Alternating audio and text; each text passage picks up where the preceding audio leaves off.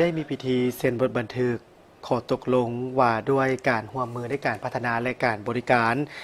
ฐานระบบยั่งยืนตัวตนทางด้านดิจิตอลเพื่อเป็นการส่งเสริมความปลอดภัยในการเข้าถึงการเฮ็ดธุรกรรมทางอิเล็กทรอนิกส์อยู่ในประเทศลาว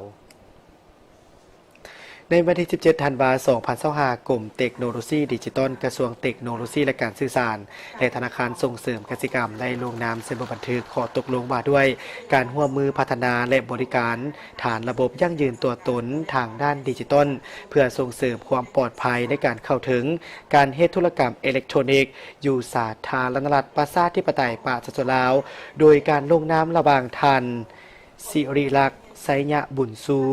หัวหน้ากรมเทคโนโลยีดิจิทัลกระทรวงเทคโนโลยีและการสื่อสารท่านพีรวรรณ สอภาพมีไซ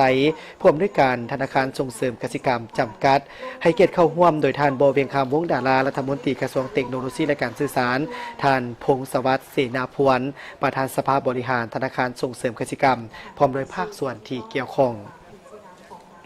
การลงนามบทบันทึกความเข้าใจในครั้งนี้ทั้งสองฝ่ายจะร่วมกันในการพัฒนาและการบริการฐานข้อมูลระบบยั่งยืนตัวตนทางดิจิตอลตามขอบเขตการร่วมมือที่ได้มีการกำหนดไว้คือพัฒนาและบริการฐานระบบการยั่งยืนตัวตนแบบดิจิตอลสำหรับการเฮ็ดธุรกรรมต่างๆของธนาคารการบริการของภาครัฐและเอกชนพร้อมทางพัฒนาระบบย่อยเพื่อกวดสอบความน่าเชื่อถือของลูกค้าและยั่งยืนความถูกต้องของเอกสารอิเล็กทรอนิกส์การสร้างตั้งและการร่วมบริการฐานข้อมูล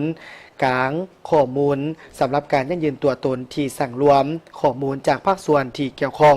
เพื่อให้ธนาคารบริษัทโทรคม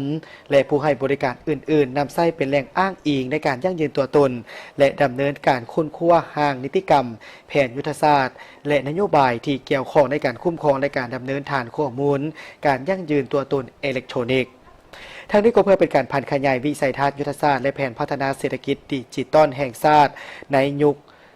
ยุทธศาสตร์ที่ 2 ว่าด้วยการพัฒนาพื้นฐานโครงสร้างและยุทธศาสตร์ที่ 5 ว่าด้วยการพัฒนาผลิตภัณฑ์และการบริการประกอบส่วนเข้าในการสร้างเศรษฐกิจดิจิตอลและการส่งเสริมการหันเป็นดิจิตอลของสาธารณรัฐประชาธิปไตยประชาชนลาวให้ปรากฏผลเป็นจริงเถื่อละก้าว